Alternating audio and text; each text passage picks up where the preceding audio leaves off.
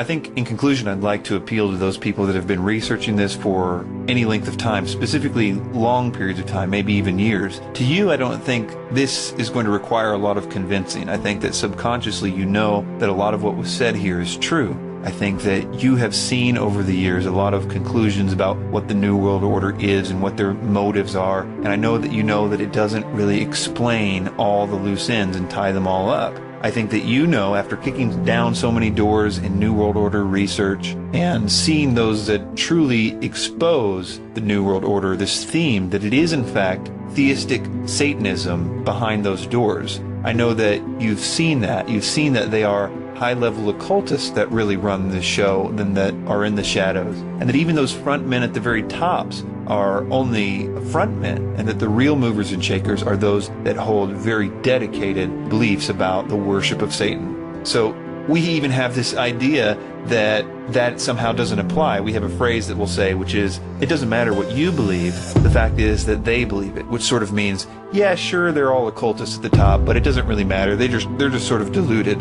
And I think that's a very dangerous position, because if you actually are saying there that it doesn't matter, it's not actually true, there isn't really a Satan and there isn't really a power that they're serving, then we should just, again, think that this scenario has something to do with whatever we make it out to be. It certainly can't be about a cosmic war of good and evil, because we've already decided that that can't be true. Yet at the same time, we're pointing out that these people are knowingly worshiping Satan, which is something that the Bible has said has gone on from the very beginning. The kings and queens of all the old systems were always sacrificing their children to various gods and Moloch and these types of things. And they are still doing it today and are gaining power from it.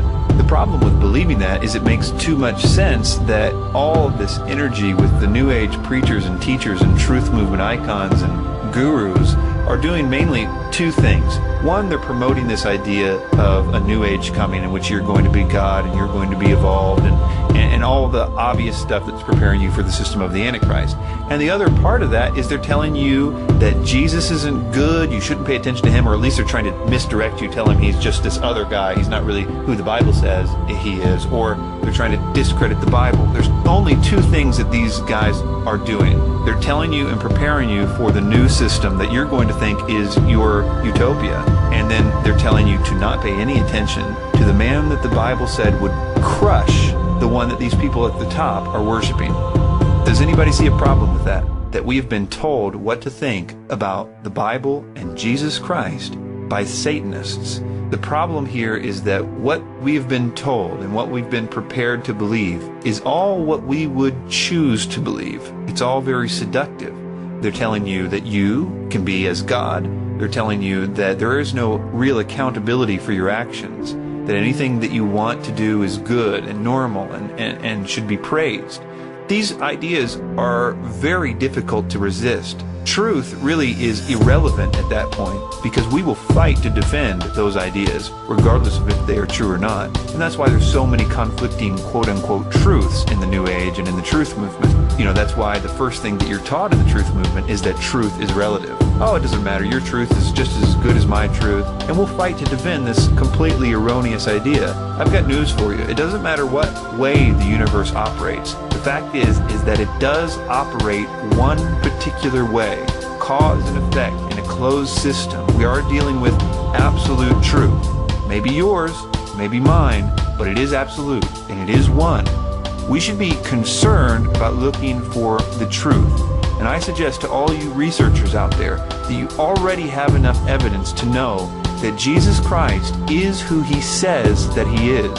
You owe it to yourself to figure out more about him the way the Bible says that he is. Not the way that the New World Order says that he is, but the way the Bible says that he is. The Bible has been continually discredited. You're told not to listen to it. You're told not to pay attention to it. They do everything under the sun to keep you from it. They always have. So why don't you just realize that and take the time and figure out who is Jesus according to the Bible?